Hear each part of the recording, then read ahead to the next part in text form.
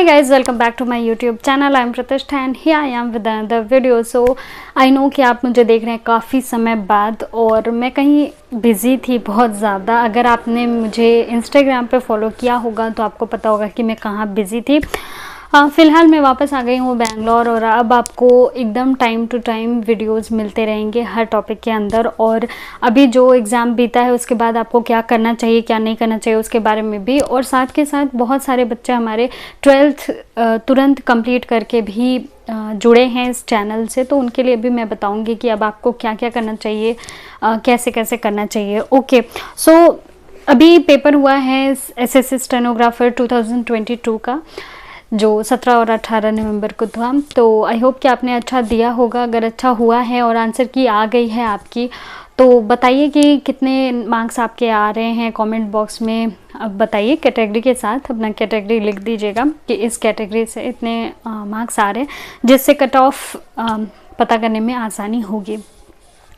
Okay, सो इस exam में एक ख़ास बात थी कि जीएस के बारे में सभी लोग बात कर रहे थे कि एकदम अजीब सा ही क्वेश्चन पूछ लिया गया था, कहाँ से पूछा गया था कुछ अता पता नहीं है। तो आज हम इस वीडियो में जीएस के ही बारे में बात करेंगे और देखेंगे सारे क्वेश्चंस 1 to 50 देखेंगे कि क्या क्या क्वेश्चंस पूछे गए, कितने करंट अफेयर्स के क्वेश्चन थे और जो जीके के स्टैटिक के जो क्वेश्चंस थे वो किस बुक से आए हैं, कहाँ से आप पढ़ सकते थे जहाँ से आपके मैक्सिमम मार्क्स आप स्कोर कर सकते थे। तो आइए वीडियो शुरू करते हैं बिना समय गवाए।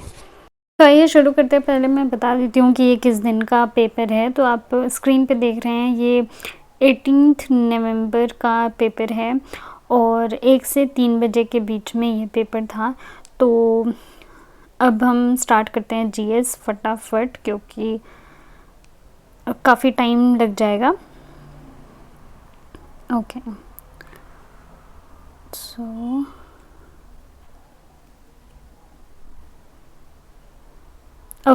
सो यहाँ पे फर्स्ट क्वेश्चन है, बंगाल में इंडियन एसोसिएशन की स्थापना कब हुई थी। तो ये काफ़ी इजी क्वेश्चन था और जो लूसेंट का किसी टॉपिक का जो पिंक बॉक्स होता है उसमें से ये क्वेश्चन पूछा गया है। तो आप समझ सकते हैं कि लूसेंट का वो पिंक बॉक्स कितना ज़्यादा इम्पोर्टेंट होता है। ये आपको लूसेंट के पेज नंबर 50 पर मिल जाएगा, आपको स्क्रीन पे भी दिख रहा होगा। प्रसिद्ध उपन्यास चोखेर बाली के लेखक कौन है। तो आंसर तो आपको दिख ही रहे होंगे सारे। ये क्वेश्चन कहाँ से पूछा गया आई डोंट नो। इस समय ऐसा कुछ मतलब करंट में भी नहीं था, पता नहीं क्या सोच कर उन्होंने ये पूछा है, और लूसेंट की तो बुक में भी नहीं था। आई डोंट नो किस बुक में ये क्वेश्चन होगा, बट ऐसे ही पूछा गया था। करंट से भी इसका कोई रिलेशन नहीं है। यही सारे क्वेश्चंस हैं जिनकी वजह से मतलब ये जो पेपर है वो काफ़ी टफ हो गया था। ओके, और जीएस मतलब एकदम अलग सा लग रहा था। ओके, सो और हाँ ये बात है कि ये जो चोखेर बाली है ये एक मूवी भी है, इस पर एक मूवी भी बनी है। और अभी 2015 में एक सीरीज़ स्टार्ट हुआ था, नेटफ्लिक्स पे है वो। तो मे बी क्या सोच के पूछा हो मुझे नहीं पता।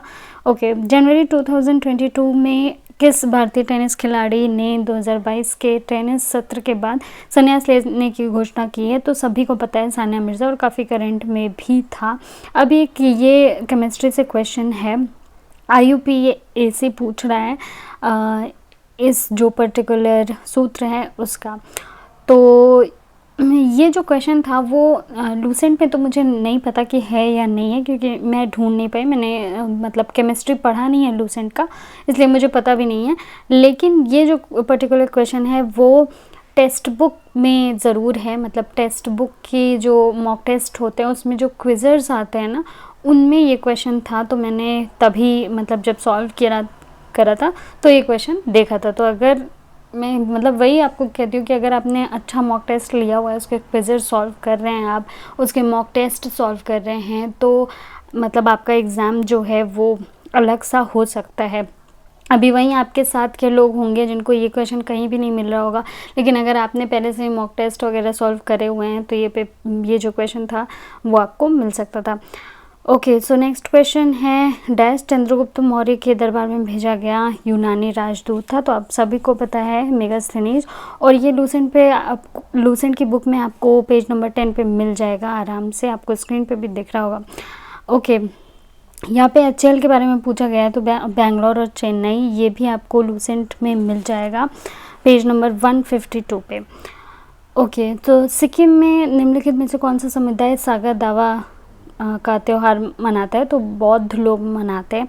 अब ये क्यों पूछा गया था, आई डोंट नो, अभी तो करंट में भी कुछ ऐसा नहीं था, पता नहीं मतलब क्यों ये पूछा गया था, क्या इसके पीछे लॉजिक था, पता नहीं। ओके, सो नेक्स्ट है, कौन सा विटामिन हमारे शरीर को हड्डियों और दांतों के लिए कैल्शियम का उपयोग करने में मदद करता है? तो ये काफ़ी कॉमन सेंस का क्वेश्चन है, लेकिन यह आपको मिल जाएगा लूसेंट में भी पेज नंबर 271 में, जहाँ पे विटामिन डी के बारे में लिखा हुआ है, और लिखा हुआ है कि रिकेट्स नामक जो बीमारी होती है इसकी कमी से होता है। तो रिकेट्स आपको पता होगा कि ये जो बीमारी है वो हड्डियों की बीमारी होती है, इसमें हड्डियाँ जो होती हैं बहुत सॉफ्ट हो जाती हैं। हड्डियाँ कैसे मतलब हार्ड होती हैं और कैसे मजबूत होती हैं? कैल्शियम से।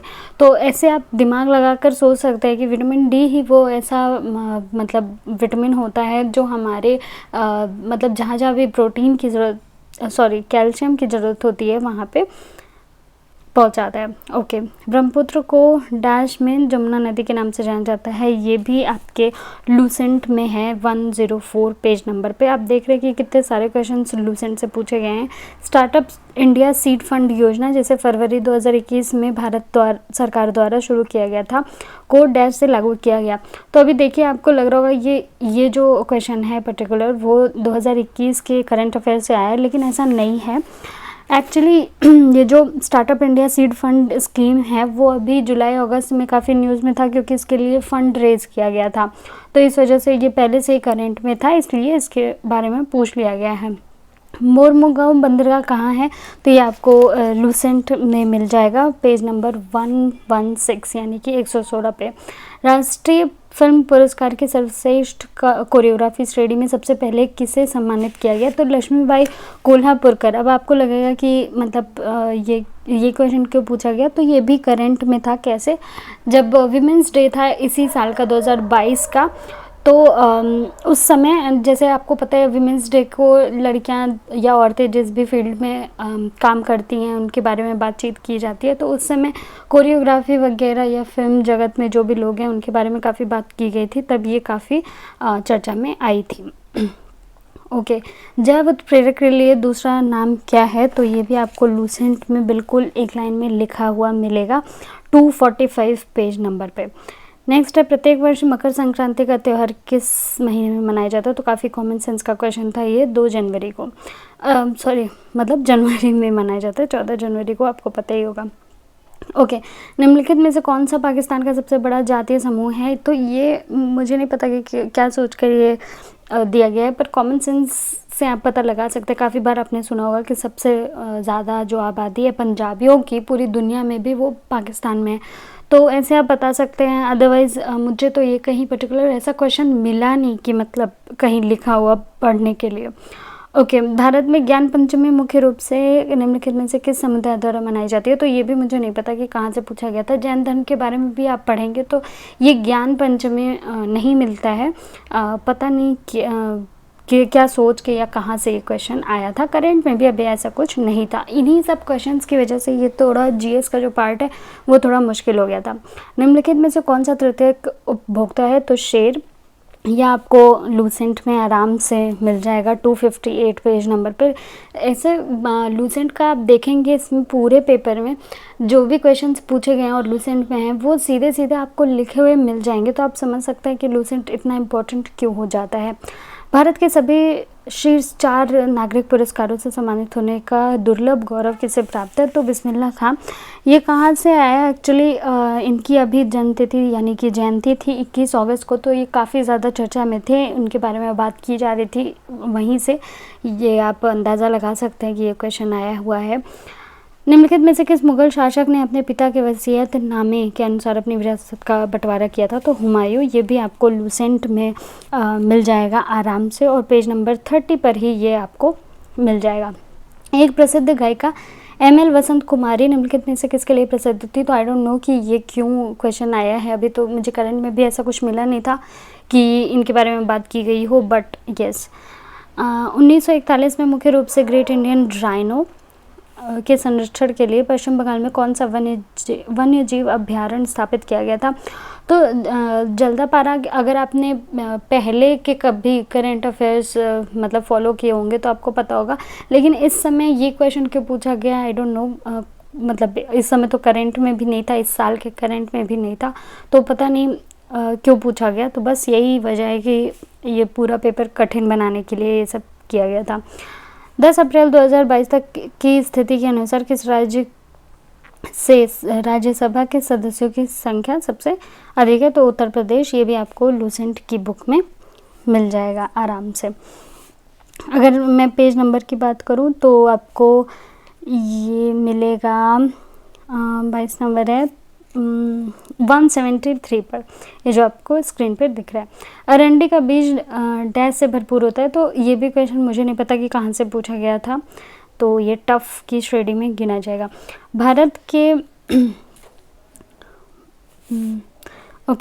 भारत के आवधिक श्रम बल सर्वेक्षण PLFS के संदर्भ में निम्नलिखित में से कौन सा कथन सत्य है? तो ये क्वेश्चन नंबर 24, ये भी करंट से लिया गया है, क्योंकि अभी इसमें अप्रैल मंथ में एक नई रिपोर्ट जारी की गई थी, तो उसी वजह से इसके बारे में आपसे पूछा गया है। निम्नलिखित में से कौन सा निवास स्थान बौद्ध भिक्षुकों द्वारा उपयोग किया जाता है? तो ये भी आपको लूसेंट में बौद्ध धर्म के बारे में आप पढ़ेंगे, और अगर थोड़ा सा भी मतलब आपने बौद्ध धर्म के बारे में पढ़ा तो आपको पता ही होगा कि विहार जो शब्द है, विहार जो था वो बौद्ध भिक्षुकों द्वारा यूज़ किया जाता था। नेक्स्ट क्वेश्चन भी काफ़ी इजी है और लूसेंट में आपको मिल जाएगा। पेज नंबर अगर मैं बात करूं कि कौन से पेज नंबर पे आपको मिलेगा, तो पेज नंबर 10। यस, तो अर्थशास्त्र, राजनीति और अर्थशास्त्र, सैन्य रणनीति, राज्य के कार्य, सामाजिक संगठन से संबंधित एक बुक है जिसको कौटिल्य ने लिखा था। 1940 में वारली के डैश ने महाराष्ट्र में औपनिवेशिक नीतियों के खिलाफ विद्रोह किया। तो यहाँ पे जनजाति वारली एक जनजाति है जो कि महाराष्ट्र में काफ़ी फेमस थी, और 1940 का विद्रोह भी उन्होंने किया था, क्योंकि जहाँ पे वो काम करते थे वहाँ पे वेतन वगैरह की प्रॉब्लम थी। तो ये वारली जो थे वो एक तरह की जनजाति थी। अब ये क्वेश्चन अगर आपने टेक्स्ट बुक को मतलब उसके जो क्विज़र्स वगैरह होते हैं वो किया होगा तो आपको पता होगा कि ये क्वेश्चन जो ट्राइबल मूवमेंट होते हैं उनमें ये क्वेश्चन आते हैं। तो इसलिए आपको थोड़ा सा मॉक टेस्ट और टेक्स्ट बुक के क्विज़र्स वगैरह पे थोड़ी सी ध्यान देने की ज़रूरत है। इससे आपको इस टाइप के क्वेश्चंस ईज़िली आप कर सकते हैं। हालांकि ये लूसेंट में मुझे नहीं मिला, लेकिन कुछ क्वेश्चंस ऐसे होते हैं जो आप प्रीवियस ईयर या इस तरह से सॉल्व कर सकते हैं। ICC महिला क्रिकेट एक दिवसीय अंतर्राष्ट्रीय विश्व कप 2022 कहाँ खेला गया था? तो न्यूजीलैंड में। ये करंट का क्वेश्चन है। किस शहर में 72वीं फीफा कांग्रेस आयोजित की गई थी? तो दोहा। ये भी करंट का क्वेश्चन है, काफ़ी फेमस था। उस तत्व की पहचान कीजिए जो उपधातु नहीं है। अब आपको सोडियम दिख रहा है, अगर आपने धातु पढ़ा हुआ है तो आपको पता होगा कि सोडियम जो होता है वो धातु होता है, ना कि उपधातु। तो वैसे ही आपका क्वेश्चन हो गया, और ये भी आपको लूसेंट में मिल ही जाएगा टॉपिक। ओके, इजारा पोन्नना is celebrated as a part of temple festival in which of the following state? तो अगर आप नाम से पहचानना चाहें तो आपको पता लग सकता है कि मलयाली में थोड़ा सा नाम है और केरला में मनाया जाता है। लेकिन ये क्वेश्चन कहाँ से आया आई डोंट नो, क्योंकि इस समय भी करंट में ऐसा कोई मतलब इस त्यौहार का कोई नाम नहीं था, तो पता नहीं कैसे ये पूछा गया। ओके, सो नेक्स्ट है निम्नलिखित में से कौन सा प्रोटीन का पूर्ण स्रोत नहीं है? तो अगर आपने प्रोटीन के बारे में पढ़ा होगा, लूसेंट में भी प्रोटीन के बारे में दिया गया है, तो अगर आपने पढ़ा तो आपको पता होगा कि अंडे, लाल मांस और दूध जो होते हैं वो प्रोटीन के सीधे सोर्स होते हैं। तो बच गया नट, तो वही नहीं होता है। नट में प्रोटीन नहीं होता है एक्सेप्ट पीनट, मूंगफली में थोड़ा प्रोटीन मिल जाता है। ओके, नेक्स्ट कौन सा वलन एक विशेष प्रकार का वलन है जिसमें असाधारण रूप से चपटा शीर्ष और खड़ी झुकी हुई भुजाएं होती हैं जो लगभग एक आयत की 3 भुजाएं बताती हैं? तो ये भी मुझे क्वेश्चन नहीं पता कि कहाँ से पूछा गया था, उसका क्या सेंस है, कहाँ से क्वेश्चन अचानक से आ गया। तो फिज़िक्स का क्वेश्चन है, किसी प्रीवियस ईयर में होगा तो होगा, मुझे तो नहीं मिला। तो ये सारे हैं टफ क्वेश्चन। केंद्र ने फरवरी 2021 में भिखारियों और ट्रांसजेंडरों के कल्याण के लिए सामाजिक न्याय और अधिकारिता मंत्रालय के अंतर्गत एक राष्ट्रीय योजना शुरू करने की घोषणा की थी। वह योजना कौन सी है? तो स्माइल जिसे कहते हैं। और ये जो स्माइल है वो 2018 या उससे पहले ही लॉन्च हुआ था, लेकिन अभी इसलिए पूछा गया नहीं, 2021 में ये लॉन्च हुआ था। तो ये मत सोचेगा कि 21 का करंट अफेयर पूछा जा रहा है। एक्चुअली अभी 2022 में स्माइल 75 इनिशिएटिव स्टार्ट किया गया था, तो ये इसी साल का करंट है, इस वजह से आपको इसके बारे में पूछा गया है। हरित क्रांति के दौरान निम्नलिखित में से कौन से फसल युग को सबसे अधिक लाभ हुआ? तो आपको अच्छे से पता है, गेहूं और चावल, और इसके बारे में 107 पेज नंबर पर लूसेंट में भी लिखा हुआ है। मेगास्थनीज ने मौर्यकालीन राजधानी पाटलिपुत्र में कितने द्वारों और मीनारों का उल्लेख किया है? तो आंसर आपके सामने है और ये भी आपके पास लूसेंट में मौजूद है और पेज नंबर 11 पे। ओके, किस पंचवर्षीय योजना में भारत सरकार ने भारत की नई आर्थिक नीति शुरू की? तो 8वीं जो पंचवर्षीय योजना थी उसमें, क्योंकि उसमें ही लोगों के रोज़गार के बारे में बातें की गई और महिलाओं के रोज़गार की बातें की गई, तो नई आर्थिक नीति शुरू की गई थी। ये भी आपको लूसेंट में मिल जाएगा। ओके, और अगर मैं पेज नंबर की बात करूँ तो 134 पे। ओके, 2020 में नेपाल में प्रति 100 महिलाओं पर पुरुष का अनुपात क्या था? तो आई डोंट नो ये क्वेश्चन कहाँ से आया और इसका कोई लिंक भी नहीं मिलता है करंट से, तो पता नहीं। भारत में गुप्त शासकों ने डैश नामक बड़ी संख्या में सोने के सिक्के जारी किए। तो ये भी काफ़ी आसान क्वेश्चन है, दिनार, और ये आपको लूसेंट में पेज नंबर 16 पे आराम से मिल जाएगा। नेक्स्ट है 1859 यानी 59 में रॉबर्ट विलियम बंसन ने किस भौतिक विज्ञानी के साथ मिलकर फ्लेम स्पेक्ट्रोस्कोपी का आविष्कार किया गया था? जो एक ऐसा उपकरण है जो तत्वों को उसके उत्सर्जन स्पेक्ट्रा द्वारा पहचानने की सुविधा देता है। तो ये भी मुझे बिल्कुल भी नहीं पता कि कहाँ से आया था, तो ये कुछ टफ क्वेश्चंस हैं। उसके बाद निम्नलिखित पर्वत श्रृंखलाओं का उत्तर से दक्षिण की ओर क्रम क्या होगा? तो ये एक क्वेश्चन आसान इसको माना जाएगा, क्योंकि 41 नंबर का ये जो क्वेश्चन है ये भी आपको लूसेंट में मिल जाएगा 100 नंबर पेज पे। और अगर आपने थोड़ा सा भी पढ़ा है इसको मैप के हिसाब से तो आपको ये आंसर जल्दी ही आ जाएगा। किस खेल में जब दो खिलाड़ियों के बीच स्कोर 40-40 होता है तो इसे ड्यूस कहते हैं? ड्यूस के बारे में लूसेंट में टेनिस का जो सेक्शन है उसमें बताया गया है कि इसमें ड्यूस नाम का एक टर्म होता है, तो आप वहाँ से भी लगा सकते थे। निम्नलिखित में से कौन सी केंद्रीय पीड़ित मुआवजा निधि योजना की विशेषता नहीं है?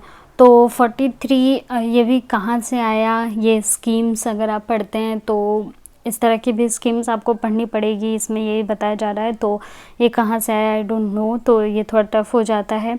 हालांकि आंसर तो आपको पता चल जाएगा अगर आप स्कीम के बारे में पढ़ेंगे, लेकिन ये स्कीम भी आपको पढ़नी थी, ये दिमाग लगाना थोड़ा सा टफ है। निम्नलिखित में से भारत में बेहतरीन बावड़ी के उदाहरण के रूप में जाना जाता है? बहुत ही अजीब क्वेश्चन जिसका कोई सर पैर नहीं है, पता नहीं कहाँ से ये क्वेश्चन पूछा गया है, क्यों पूछा गया है, पता नहीं। विच of the following is an example of a direct tax? तो वेल्थ टैक्स जिसे संपत्ति कर कहते हैं, और ये क्वेश्चन नंबर है 45, लूसेंट में आपको मिल जाएगा 148 पेज नंबर पे। प्रसिद्ध वादक पंडित किशन महाराज निम्नलिखित में से किस वाद्य यंत्र के वादन के लिए प्रसिद्ध हैं? तो तबला, और ये क्वेश्चन भी आपको 304 पेज नंबर पर मिल जाएगा लूसेंट में। वर्णम भारत के शास्त्रीय नृत्य डैश में से किन मतलब के चरणों में से एक है? तो मतलब ये पूछा गया कौन से डांस में ये वर्णम मुद्रा आती है। तो अब ये क्वेश्चन भी बहुत ही अजीब वाहियात है, पता नहीं क्यों पूछा गया। ओके, तो इतना डांस के बारे में अंदर तक कौन जानेगा और क्या ज़रूरत है, आई डोंट नो इस एग्ज़ाम में। To kill a mockingbird नामक उपन्यास के लेखक या लेखिका कौन है? तो ये भी क्वेश्चन इस समय करंट वगैरह में तो नहीं था, बस आपको ये टफ करके दिया गया है।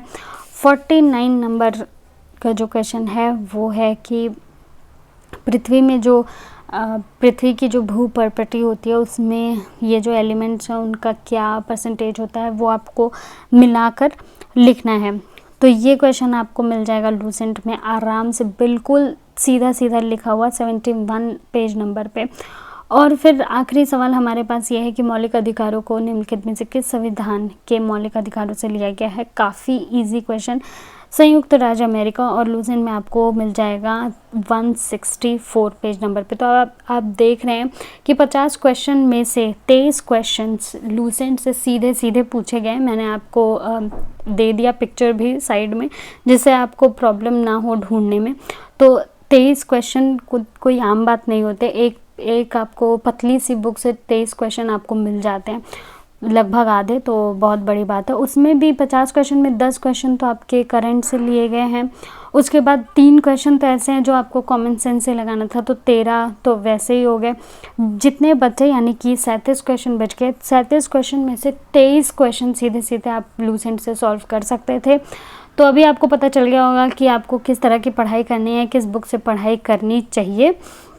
बस, और अगर आपको और भी जो सेक्शन है यानी इंग्लिश और रीजनिंग के लिए भी ऐसे सॉल्व करके मैं बताऊं और कहाँ से क्वेश्चन आए थे या फिर कौन सी बुक इसके लिए अच्छी है सब्जेक्ट के लिए, वो भी बताना है तो आप कमेंट कर सकते हैं। साथ ही साथ आप अगर और किसी शिफ्ट का पेपर देना चाहते हैं तो आप मुझे मेल कर सकते हैं इस मेल आईडी पर। तो आप मेल कर दीजिए मुझे क्वेश्चन पेपर या उसका लिंक, तो मैं वो भी क्वेश्चन के जीएस पार्ट को एटलीस्ट सॉल्व कर दूंगी और ये भी देख लूँगी कि क्या लूसेंट से उसमें क्वेश्चंस आए थे या नहीं। तो ओके, मिलते हैं नेक्स्ट वीडियो में, तब तक के लिए नमस्कार।